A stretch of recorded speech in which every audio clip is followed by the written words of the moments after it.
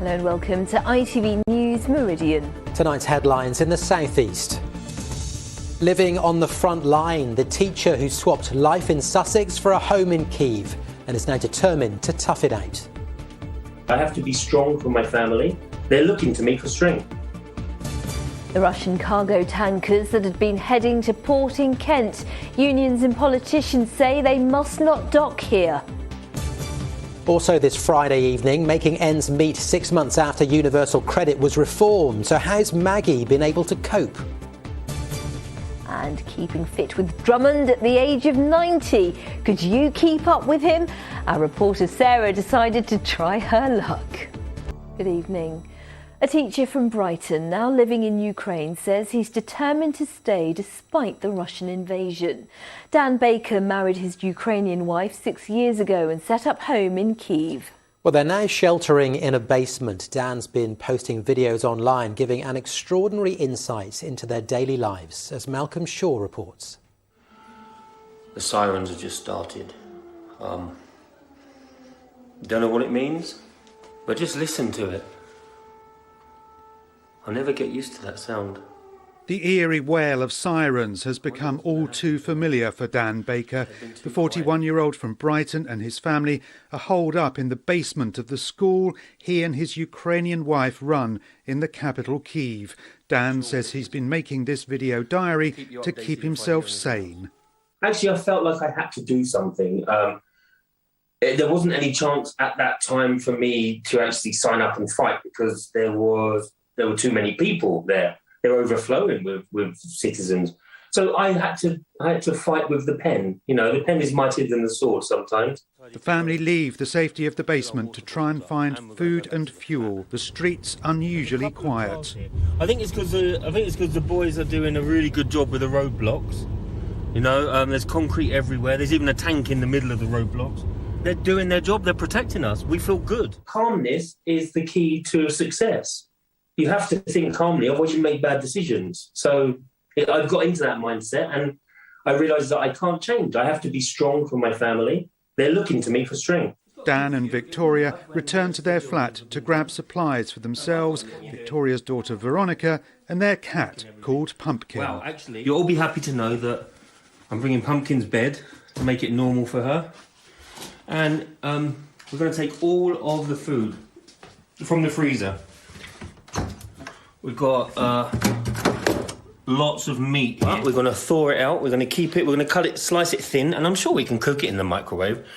It'll give us some more sustenance, so we'll have a lot more food. But we're just filling up some water bottles. We're going to do 4. That's going to give us, in total, about 60 litres of water. That is a beautiful thing. If it really goes wrong, we've got enough fuel now. Back in the safety of the basement, the bakers set about making their own bread. Despite the threat from the Russian forces, life goes on for the people of Kyiv. If the worst case scenario happens, then we have to live with it. It doesn't really change our lives, I don't think. But obviously, I have 100% faith in the Ukrainian army. They're relentless. They're so strong. A strength that Dan Baker and his family clearly share. Malcolm Shaw, ITV News. Well, meanwhile, 2 ships bound for the Kent coast laden with Russian gas have changed course after dockers on the Isle of Grain refused to unload it. The trade union Unison says the 2 ships contain enough liquid natural gas to supply the UK for up to 12 days. Tony Green sent this from the Isle of Grain.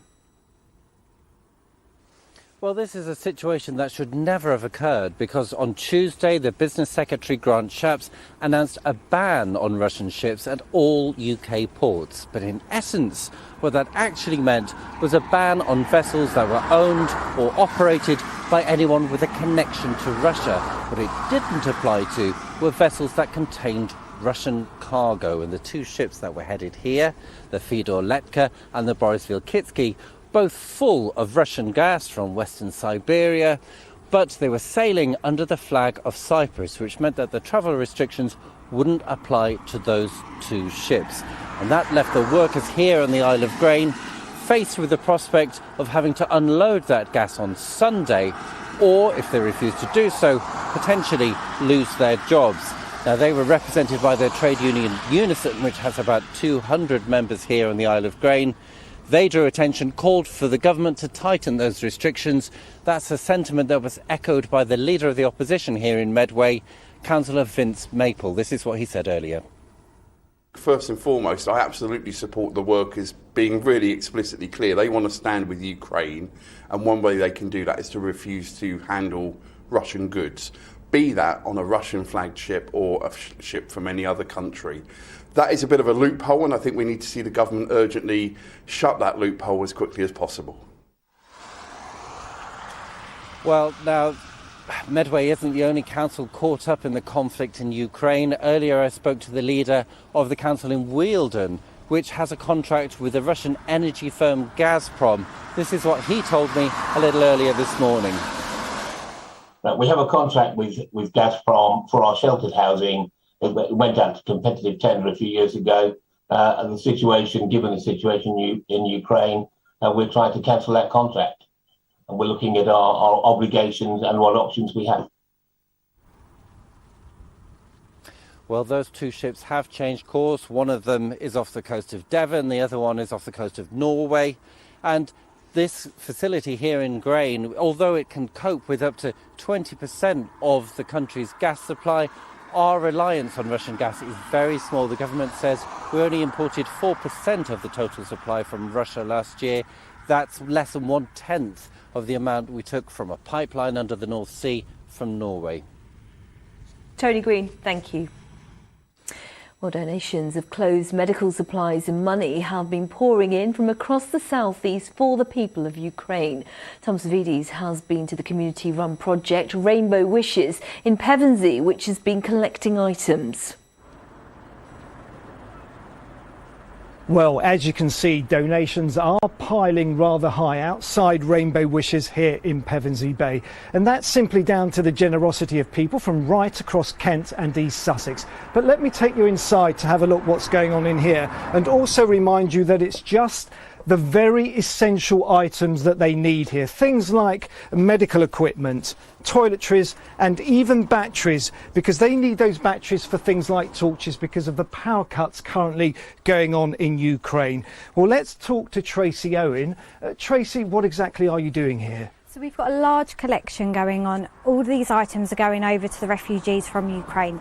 We're working with an amazing organisation in Portsmouth, which is called Bridge to Unity, and an NGO called ZSR that are based over in Poland at the moment.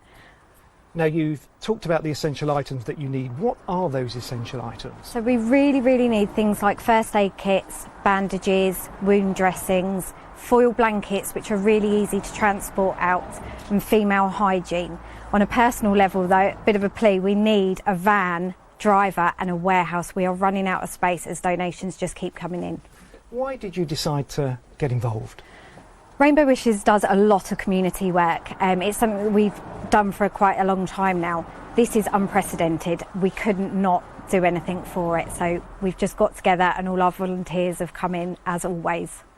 OK, well, of course, good luck with everything. Thank I you. can see that it's extremely busy here. You've got a lot of donations to sort out, and those donations are currently being prepared and they will be dispatched, I'm being told, within the next week. Tom Savides with that report. Well, the Disasters Emergency Committee says it's astonished at the amount raised over the first day of its Ukraine appeal. More than £55 million has been donated so far, including generous donations from the royal family and £20 million from the government. Bringing together the UK's 15 leading aid charities, the DEC says it's the most effective way to get the right assistance to the right people. We would urge people just to remember what people give today is not necessarily what people need tomorrow. So what we would say is give cash, give money to the DEC or any other reputable charity. We are best placed to spend that money with the communities that need it most in a way that's suitable to them, whether it's food, whether it's clothes, whether it's shelter, whether it's medical care or trauma and health assistance and so forth. In other news tonight, in the trial of a man accused of murdering a police community support officer will go ahead in the spring. Julia James was found dead close to her home in Snowdown in April last year. 22-year-old Callum Wheeler from nearby Elsham has previously pleaded not guilty to murder. The 4-week trial at Canterbury Crown Court will begin on May the 9th, having been put off last year. More migrants have arrived in Kent, having crossed the Channel. Our reporter saw 2 boats arrive in Dungeness. Yesterday, more than 250 were rescued, with a steady stream of people brought ashore in Dover. 1,500 crossed by small boat in the first 2 months of 2022. Visitors to Pevensey Bay Beach near Eastbourne are being warned to take extra care after a highly venomous jellyfish was found washed up on the seafront. Councillors say they've received a number of sightings of the Portuguese man o' war. Their tentacles can cause a painful sting. Plans for the Lower Thames crossing could be changed in light of the government's decision to pause new smart motorway schemes for 5 years. National Highways say the proposed crossing would be an A road and not a smart motorway. However, it's now reviewing its designs amid concerns over their lack of a hard shoulder. Campaign groups say the design, as it stands, is inherently dangerous. It's claimed tens of thousands of people in our region have fallen into relative poverty since the universal credit uplift was removed 6 months ago. The extra £20 per week was introduced at the start of the pandemic, but it was scrapped last October, despite warnings it would harm those on the lowest incomes. Some recipients say they're now having to use food banks, as Nick Smith reports. Maggie Armson has had a tough few months. She works part-time for a school transport company, but it doesn't make ends meet. So Maggie relies on universal credit to top up her wage to support herself and her teenage daughter. When we spoke last September, she was worried a £20 reduction in her benefits would leave her with very tough choices. If I haven't got enough money, I won't have gas or electric or food. My daughter, and she's going to college, and that's where I'm going to find really hard, because I have to buy the books, stationery. More than 6 months on, she tells me she's had to ration her utilities and occasionally rely on food banks to get through the winter. The winter was bad for us. We don't use much gas and electric. We used to cover ourselves with blankets, keep ourselves warm. Why do we have to struggle trying to get food, gas and electric? It was a shame that I had to ask for help. Maggie is so far missing out on £500 in total after the removal of that uplift, and she wants the Department for Work and Pensions to understand its impact. They want to be in our shoes, see what other people are doing and seeing how they are coping. I think they should explain why they took the money away, why they can't bring it back.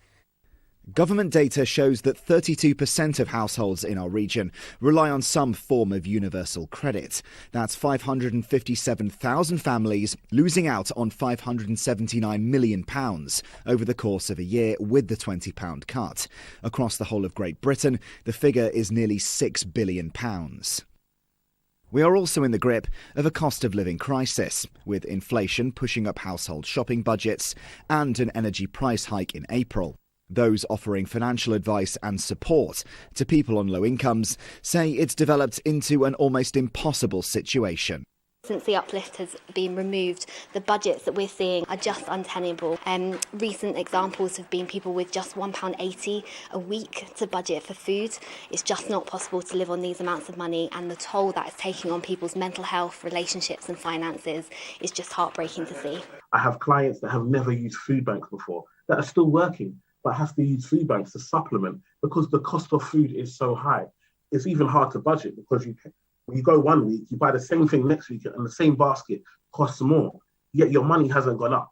Well, the Department for Work and Pensions told ITV News that they are providing £12 billion in the current and next financial year to help households with the cost of living and are boosting the minimum wage by more than £1,000 a year for low-paid workers.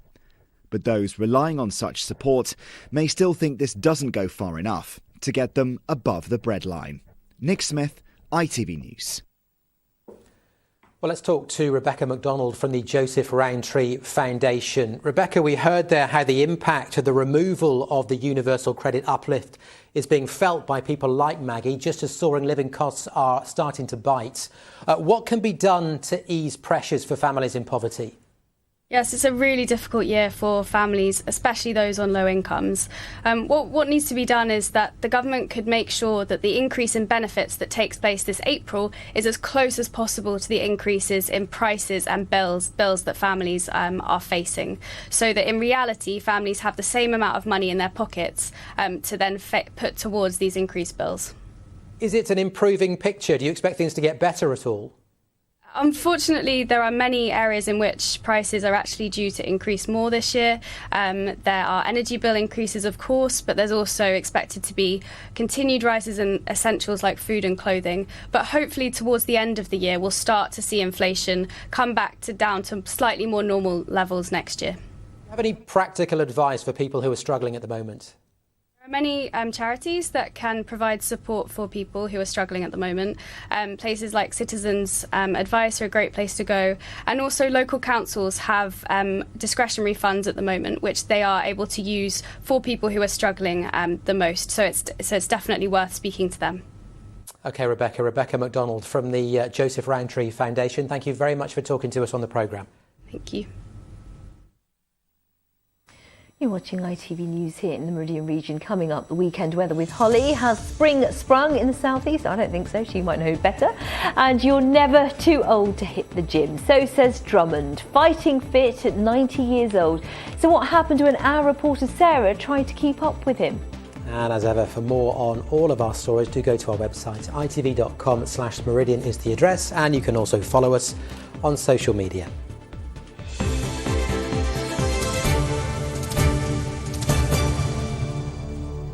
And the ITV Evening News continues at 6:30 with more. Here's Charlene White. International condemnation as Russian forces attack a nuclear power plant in Ukraine. It triggered an explosion. The attack's been called a reckless act which risked catastrophe. As the war rages on, we'll bring you the latest developments live from Kyiv. And tribute to cricketing icon Shane Warne, who's died at the age of 52. Join us for those stories and more from 6:30. Now, one of the oldest CrossFit athletes in Kent, perhaps in the entire UK, has just celebrated his 90th birthday. Yes, Drummond Randall attends the CrossFit Hunter Gym in Marden at least once a week, where he deadlifts, rows and throws about the wall balls, and I've no idea what they are, with the rest of his training group who are all over 70. I was going to ask you what a deadlift is. No idea. I thought it was an elevator that doesn't work. Anyway, Sarah Saunders popped on her trainers and went to meet him. Drummond is celebrating his 90th birthday with cards, a drop of champagne and a staggering 70-kilogram deadlift. He's a regular here at the Silver Sneakers CrossFit sessions in Marden.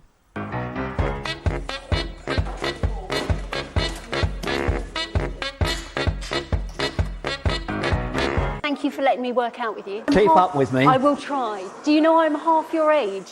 Are you? In which case you should be doing twice as much as me. That's true.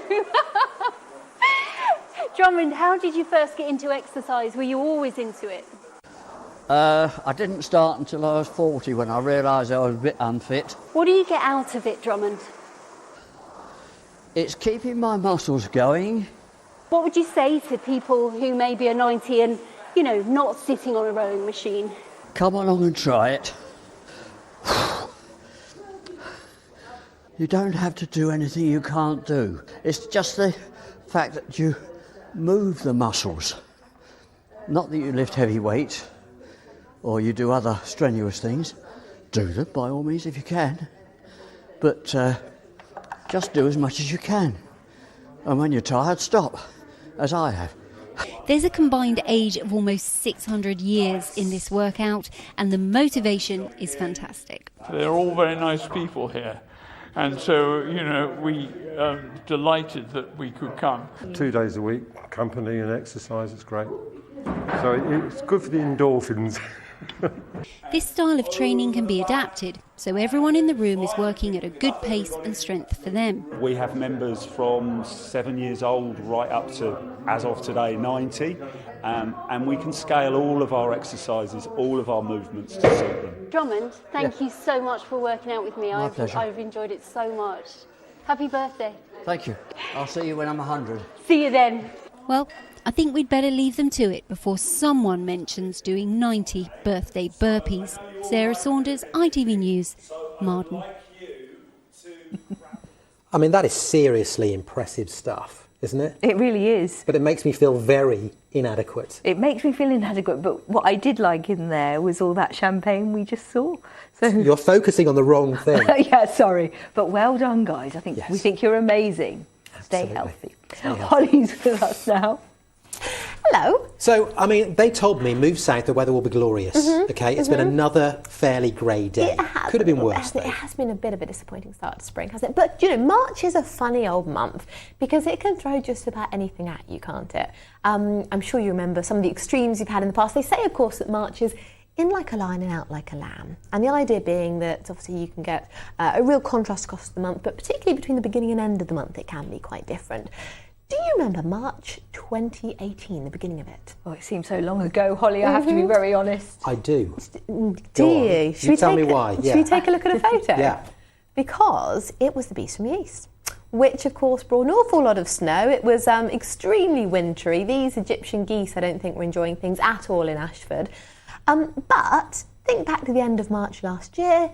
It was glorious sunshine. We had temperatures up at 23 degrees. It was almost 25 degrees in London, absolutely scorching. So you really can have almost any season in March. If you look at the extremes, so the lowest temperature ever recorded in March, minus 22.8 degrees, highest 25.6 degrees, that is a difference of 48.4 degrees. And that is a bigger difference than we see in any other month of the year. So, Holly, it seems like March is a lottery. Why do we get these weird extremes then? Well, do you know, it's partly because you've still got this legacy of winter, so everything is still a bit cold. The sea is cold, the land is cold, but at the same time we're getting more and more heating from the sun every day. So this is the month where we get an extra 2 hours of sunlight across the course of the month. And not only that, but the sun is getting more and more powerful at the greatest rate that it does. So you've sort of got these two contrasting things going on, this sort of legacy of cold, but this taste of spring and almost summer starting to sort of edge its way towards us. So as a result, you literally can get just about anything in March.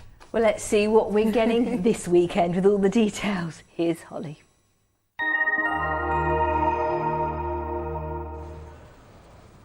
Feels like home, whatever the weather. Valent Boilers and Heat Pumps sponsors ITV Meridian Weather. So all a bit damp and disappointing at the moment, and I think for tomorrow, unfortunately, not an awful lot of change in sight. I think by the time we get to Sunday, we should see something drier and hopefully eventually a bit brighter breaking through, and certainly into the beginning of next week, I think a better chance for all of us to see some sunshine. They're also turning a bit breezier as well. So we're being plagued by a weather front. That's basically the problem at the moment. It's not going anywhere very quickly. As this high builds in, it does start to shift away and eventually gives up the ghost. So hence some drier conditions, and eventually we start to pick up more of a feed from the continent as well, which allows those skies to brighten a bit more. Not so the case at the moment. Outbreaks of rain and drizzle with us. They tend to linger, coming and going at times through the course of the night tonight. Low cloud, a bit of hill fog perhaps. Temperatures shouldn't fall too far, 5-6 degrees as we head into tomorrow, but a cloudy, damp and perhaps slightly murky start to the day. And we keep a lot of that with us as the day goes on. The wind strengthens as well, and that adds to the chilly feel of things. I do think temperatures really will struggle. So I think a drier look on Sunday, more of a breeze picking up, but then a better chance of some brightness into next week. Valent sponsors ITV Meridian Weather.